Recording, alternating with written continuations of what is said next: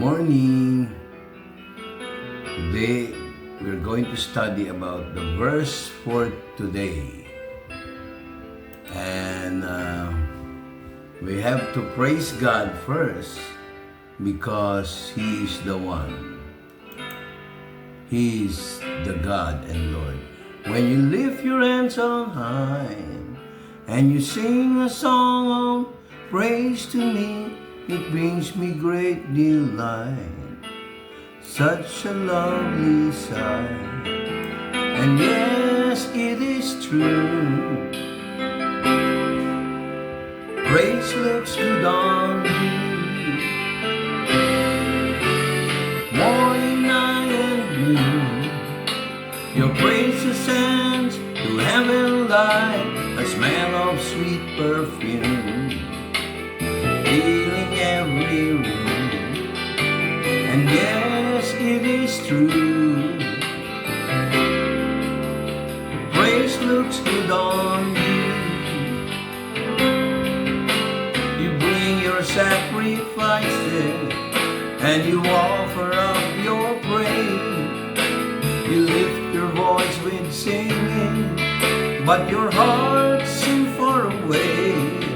More than a sacrifice, I am looking for your life, holy and acceptable and pleasing in my sight. So offer up your life, holy and acceptable, a pleasing sacrifice, precious in my sight. But in all that you do,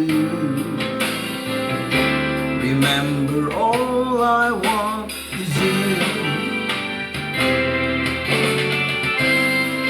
Good morning.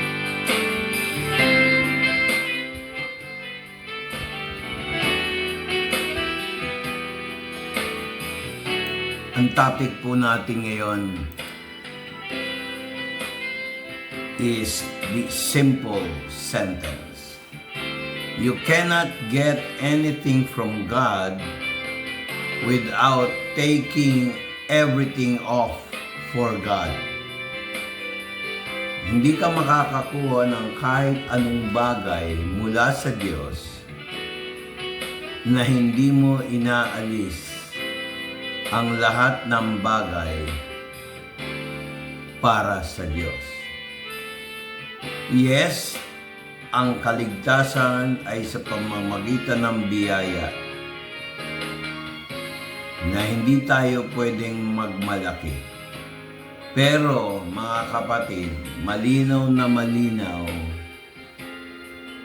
ang requirements ni Jesus Christ para tayo ay maging karapat-dapat sa Kanya ay simple lang. Isang verse lang ang ating pag-aaralan. Dali lang mga kapatid, meron lang akong binabago dito.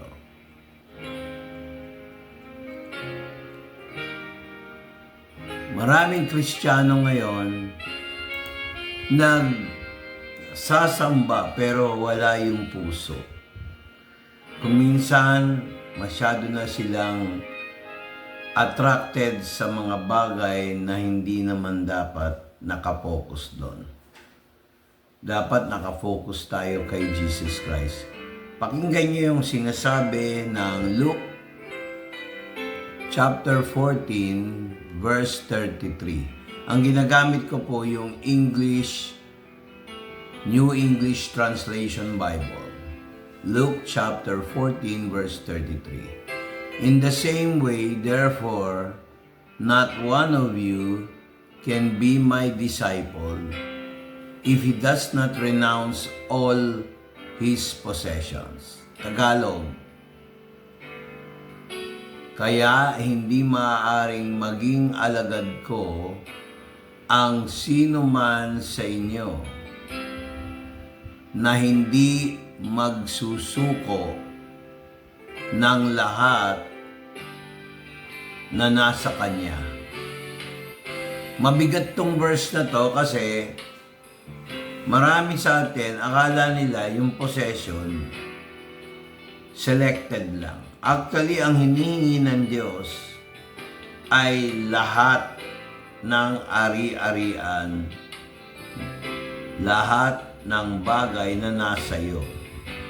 Sabi nga doon sa English, in the same way, therefore, not one of you can be my disciple if he does not renounce all his own possession. Isa sa mga possession natin ay yung ating pride. Isa rin diyan sa ating possession yung ating mga accomplishment. Hindi baliwala yan kasi practical lang sa buhay, kailangan natin yan. Pag nag-apply ka nga ng trabaho, hindi ko naman sinasabi na renounce all possession, huwag ka na mag-aral. Paano mo maituturo ang mabuting balita kung makikita nila sa buhay mo ay hindi mo inayos? Ang ibig sabihin nito, lahat ng nakakasira sa'yo, bitawan mo na. In the same way, therefore, not one of you can be my disciple if, may salitang if, he does not renounce all his possession. Meron kang sakit, magsigarilyo. Meron kang sakit na matakaw sa matamis. Kaya ako, hindi na ako masyado matakaw sa matamis. Maganda na yung katawan ko lang ngayon parang yung binata ako Napansin ko yan, pag yung pagkain, appetite, hawak ka, hindi mo makontrol, possession yun. Ang demonyo, pag hindi mo makontrol sa buhay mo, possession yun, mga kapatid. Hindi na-attack yung possession. Kumbaga sa lugar na pinuntahan, sinakop ng foreign invaders ang lugar na yon, possess ka na. The same way na pag ang tao, nakuha mo yung attention ng tao sa mga pelikula, walang masama manood. Nanood ka ng pelikula, pero i-schedule mo para makinig ng salita ng Diyos, ay possession yun. So dalawa lang, ang attention natin. Sa Diyos o sa kapaligiran o sa sarili.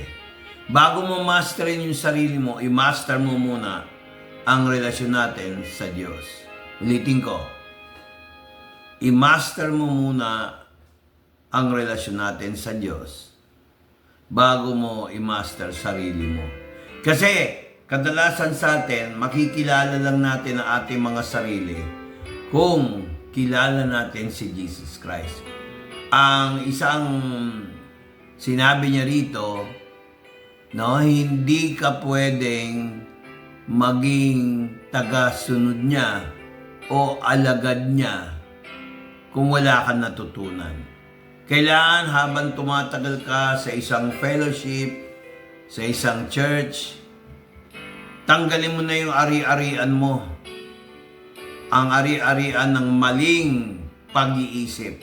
Example, hindi ko kayo tinatanggal sa reliyon nyo, pero kung tiwalas sa katuruan ng Biblia, huwag kayong magagalit sa akin, iwanan nyo. Kaya sabi dito sa ating title, you cannot get anything from God without taking everything off for God. May mga bagay na dapat natin tanggalin sa ating mga sarili bago nating makuha yung mula sa Diyos. Parang ganito yan Isang baso, may laman na soft drink, punong-puno, to the brim. Gusto mo tubig. Paano mo lalagyan ng tubig may laman soft drink? Itapon mo muna yung soft drink o ilipat mo sa ibang lalagyan, tsaka ka kumuha ng tubig. Or kumuha ka ng bagong baso. Yung baso mo, nag-iisa lang. Yung iyong katawan, yung iyong isip, yung iyong pakiramdam.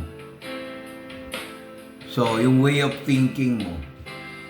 Bitawan mo na yung lumang thinking mo, huwag ka na magduda sa Biblia. At bago ka kumilos, bago ka mag-decide, kailangan meron kang focus na faith kay Jesus Christ. So, yan lang po ang ating verse for today sa Luke chapter 14 verse 33. In the same way, therefore, one of you can be my disciple if he does not renounce all his possession. Ulitin ko. In the same way, therefore, not one of you can be my disciple if he does not renounce all his own possession. Ang example niyan, pride. Palitan mo ng humility.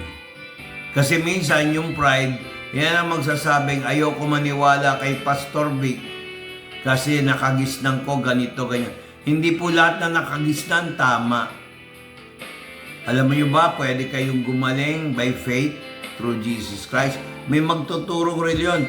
Wala na, hindi na nagpapagaling. Wala na yung healing ministry ng Diyos. Minsan kakantahan ka pa, ikay tinutulungan ng demonyo. Tama ba yun? Blasphemy of the Holy Spirit. Paano naman yung aking patotoo na gumaling ako? Ilang beses ako na stroke. Subject for bypass. Yan ba may bypass? Ang dami kong kilala na bypass. Tingnan mo ngayon, after 5 years, balik loob. Kasi hindi nila binitawan yung doubt spirit of doubt and pride. May pera, nakakapagpa-opera. Pero ako, hindi na ako hypertension, diabetes. Pero talagang pinupuri ko ang Lord kasi kahit papano, may nagpo-provide ng aking maintenance. Nandun na tayo. Pero mga kapatid, kahit anong maintenance mo, kahit anong opera mo, pag wala si Lord, hindi mo binitawan yung spirit of doubt and pride mo, ay hindi ka gagaling, hindi ka magkakaroon ng miracle. Kailangan mga kapatid, I encourage you. Sabi nga niya dito, kaya hindi maaaring maging alagad ko ang sino man sa inyo na hindi magsusuko ng lahat ng nasa kanya. Isuko natin ang pride, isuko natin ang doubt, alisin natin yan, palitan natin ng faith kay Jesus Christ. Kaya nga dito, nagbigay ng example si Jesus Christ sa atin. Kasi hindi naman natin kaya isuko lahat ng bagay. Sige, isuko mo yung damit mo. Isuko mo yung pagkain. Kaya mo? Kaya mo mag-fasting ng 40 days and 40 nights? Baka mahihimatay ka na nun. Pero sino ang gumawa nun? Si Jesus Christ. Nagawa niya lahat. He was tested. He was tempted at all points. So, sabi niya dito, sa Philippians chapter 3 verse 8, more than that, I now regard all things liabilities compared to the far greater value of knowing Jesus Christ, my Lord, for whom I have suffered the loss of all things. Indeed, I regard them as waste, that I may gain Christ. Sa katunayan ngayon ay itinuring ko ang lahat ng bagay na walang kabuluhan dahil sa kahusayan ng kaalaman ni Kristo Jesus na aking Panginoon. Binaliwala ko na ang lahat ng bagay para sa Kanya. Itinuring kong gaya ng mga basura ang mga ito upang makamtan ko si Kristo. Ano ibig sabihin ng sinabi ni Pablo rito? Ang sinabi ni Pablo sa mga taga-Pilipos, ang isang example ng materialism na hawak ka sa leeg. Hindi ko sinabing itapon mo, pati bahay mo, pamigay mo. Wala ka nang titirhan. Hindi ko sinabi yun. Pero kung yung bahay na yun ay ugat ng pag-aaway, doon mo sabihin yun. O kaya, halimbawa, bisyo. Yung bisyo, pag sinabing bisyo, sobra. Lahat po ng sobra, masama. Pero, hindi yan masama kung sinishare mo sa iba na nangangailangan. For example, pera, huwag mong tipirin ang manggagawa ng Diyos. Huwag mong tipirin ang kapatid mo sa Panginoon sa mga nangangailangan. Kaya mga kapatid, practical lang.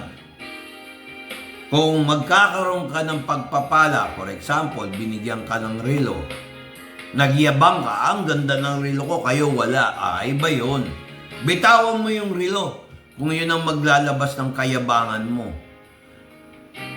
Pero kung halimbawa, nagkaroon ka ng relo, ay tama-tama, kailangan ko, okay yun. Amen? Tapos pinagbalaki mo si Lord, pinasalamatan mo yung nagbigay ng relo sa'yo. For example, anak ko, binigyan ako ng relo. Wala akong pakialam kung anong halaga ng relo. Ang pakialam ko, may relo ko, binigay niya. Yan, praise God. Yan, okay, yan. Pero yung binigyan ka ng relo, nagyabang ka, nainggit yung ibang tao sa'yo, naging curse pa. Hindi ba practical yung sinasabi ni Jesus Christ? Mga kapatid, ito pong devotion na to ay paalala sa atin. Hindi to parinig, hindi to para sakta ng kalooban nyo. Si Lord ang nagsalita, hindi naman ako eh. Buti kung ako. Kaya meron tayong verse for today. So hanggang dito na lang tayo. God bless and the Lord bless you in spirit and in truth. Bye-bye.